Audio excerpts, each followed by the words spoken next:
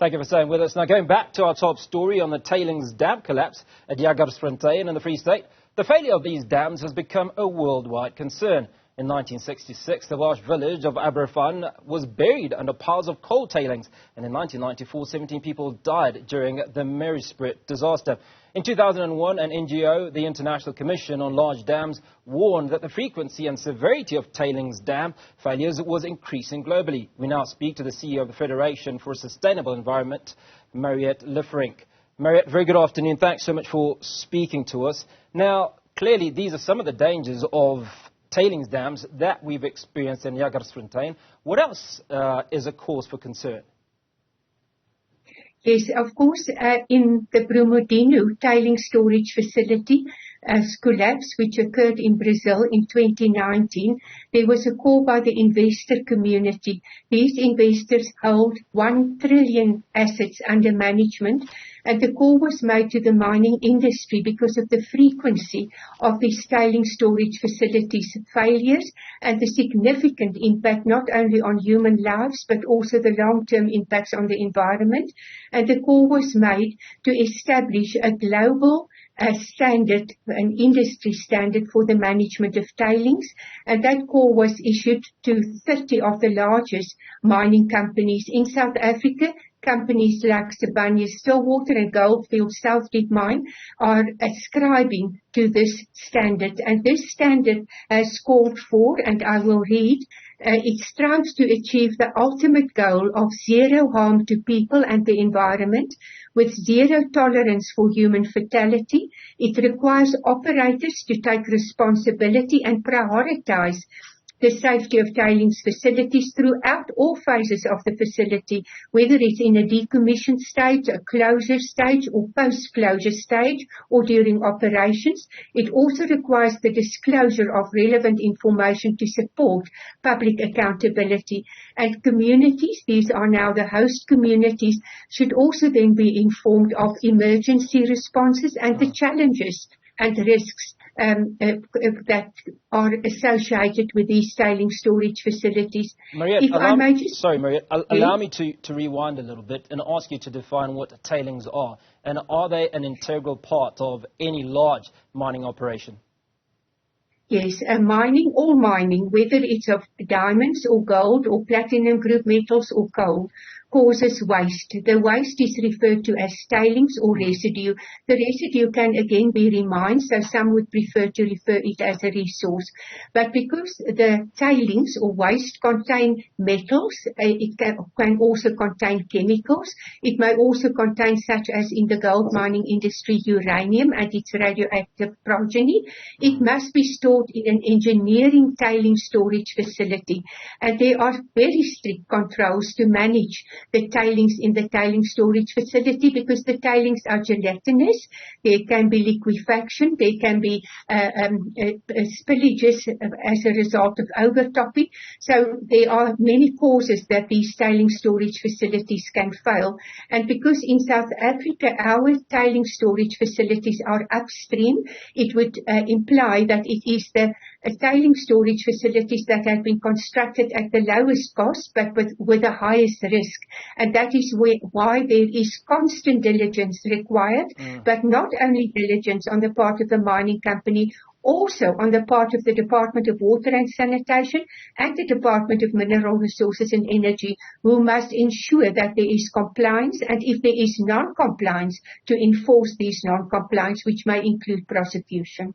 Now, Mariette, there have been a number of stories regarding compliance around this particular dam at Jagersfontein. What do we know about it, if there obviously was some compliance? And I'd like to imagine that it's a huge amount of water or muck, if you will, that came out of this. Just how much are we looking at, and the potential damage to the environment and obviously to people? Yes, I cannot refer to the amount of waste or the mud, but what I can definitely state is that there will be impacts, and not only current impacts, because we've heard it's very tragic that there have been mortalities, but there may be long-term impacts. Now, it has been alleged by the mining company currently responsible, that is the Jagersfontein Development Corporation, that the tailings are not toxic, or that the tailings do not pose a risk to the environment or the health of humans. However, no waste is required to be stored on a tailing storage facility unless it poses a risk or hazard.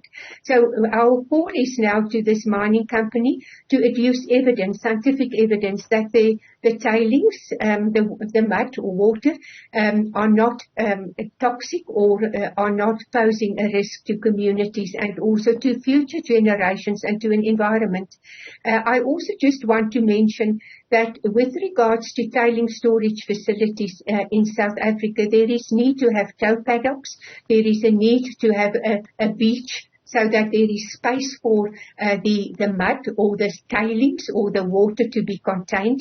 There is need for erosion control, stormwater runoff control, the installment of piezometers and penstocks. What often happens is when mining companies are abandoned, or when they go into business rescue or care and maintenance, or when there is liquidation, then the management measures and mitigation measures are not being implemented, which poses a high risk for communities who live in close proximity to tailing storage facilities. And I also just want to mention that what we have seen, what happened in Jagersfontein, because the mine was owned by De Beers, and we often find that as the resource is depleted and the environmental liabilities then escalate, that mining companies often then sell their mining assets to poorer resource mining companies with perhaps not as good skills or management measures. And then with this the parcel, we often find that there are then higher risks to the failure of these tailing storage facilities. Mariette, allow me to ask this. I picked up off your website. Obviously, your Federation for Sustainable Environment was founded 15 years ago. And you talk about serving as an example of a protagonist progression towards environmental activism, which also included traces of proactive activism actions. Will you be acting against the owners of this mine? We have already endeavoured to establish a legal precedent in the Mintails case, where Mintails, with its liquidation of some of its South African subsidiaries, left in its wake rehabilitated and unmanaged tailing storage facilities and dams, as well as a 460 million rand environmental liability that is unfunded. We hope that through this precedent, we can then also follow on and hold the operators, managers, the directors of the company, as well as the company itself, responsible and liable. Our environmental law, that is the Mineral and Petroleum Resources Development Act, the National Environmental Management Act, and the National Water Act, hold a wide pool of persons responsible and liable for failure in duty of care, for environmental degradation and pollution, and that includes directors individually and also collectively. Now, President Cyril Ramaphosa will visit Jagersfontein sometime this afternoon to do an inspection, obviously, of the extent of the damage. Now, you have suggested that there potentially could be radioactive materials, or there are radioactive materials in this sort of waste. Now, what are the sort of measures that people need to be aware of in protecting themselves when at this level of muck or waste is in the community? Yes, radioactive materials primarily occurs within the gold fields of South Africa, because our gold, or in the Witwatersrand occurs with uranium. I have no knowledge whether there is radioactive material within the tailings of the tailing storage facility in Jagersfontein. But the reason why tailings are stored in engineered Managed tailing storage facility is because of the risk of metals. It can be metals such as, for example, arsenic, cobalt, copper, zinc, and so forth, or it can be chemicals that are used to, for example, extract the resources.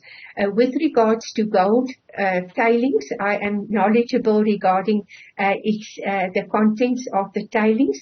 With diamond tailings, it may be different, but the fact that it is being stored in tailing storage facilities or dams would indicate that there is a risk.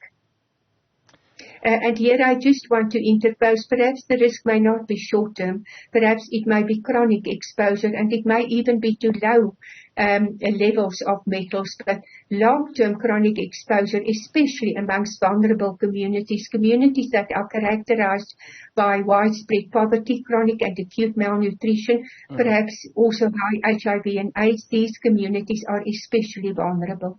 Mariette, appreciate your time this afternoon. Mariette Lieferink, CEO of Federation for a Sustainable Environment. Just bring us up to speed with the potential challenges and dangers associated with that dam collapse. Now, Eskom is to